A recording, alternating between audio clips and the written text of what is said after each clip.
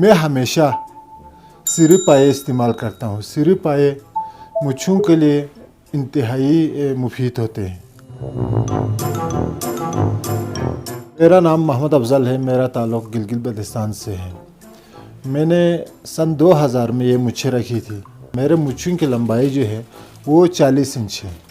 मैं सुबह से लेकर शाम तक इनकी देखभाल करता हूँ और इनके लिए मुख्तलिफ़ किस्म के केमिकल्स और देसी चीज़ें, बादाम का तेल, अखरोट का तेल और खुबानी का तेल इनको इस्तेमाल करता हूँ।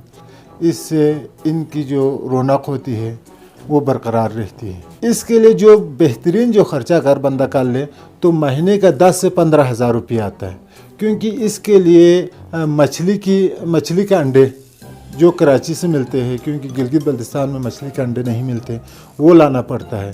और बकरी के रान के अंदर जो गोदा होता है, हड्डी के अंदर जो गोदा होता है, उसको लगाना पड़ता है, क्योंकि अगर हमारा खुराक मुतवाज़िन ना हो तो बाल गिरने शुरू हो जाते हैं और ये धूप बर्दाश्त नहीं करते।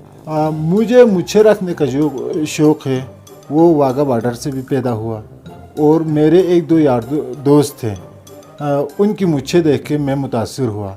बुज़ुर्ग जो है वो थोड़ी बहुत तनकीद कर लेते हैं, जवान मेरी मुच्छों के इंतहाई जो है ना दिलदादा है। वो मेरे मुच्छों के मदाह है, वो मेरी मुच्छों की तारीफ़ करते हैं, मेरे साथ तस्वीरें बनाते हैं और बच्चे मुझसे काफ़ी खौफज़दा होते हैं।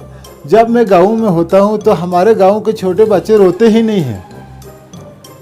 गाँव में जब मैं गाँव में होता हूँ तो जो बच्चे शरारती बच्चे होते हैं, जो रात को रोते हैं या दिन को रोते हैं, बेजार होते हैं, उनको माएँ डराती है कि हम तुझे अफजल के हवाले कर देंगे, तो वो खामोश हो जाते हैं।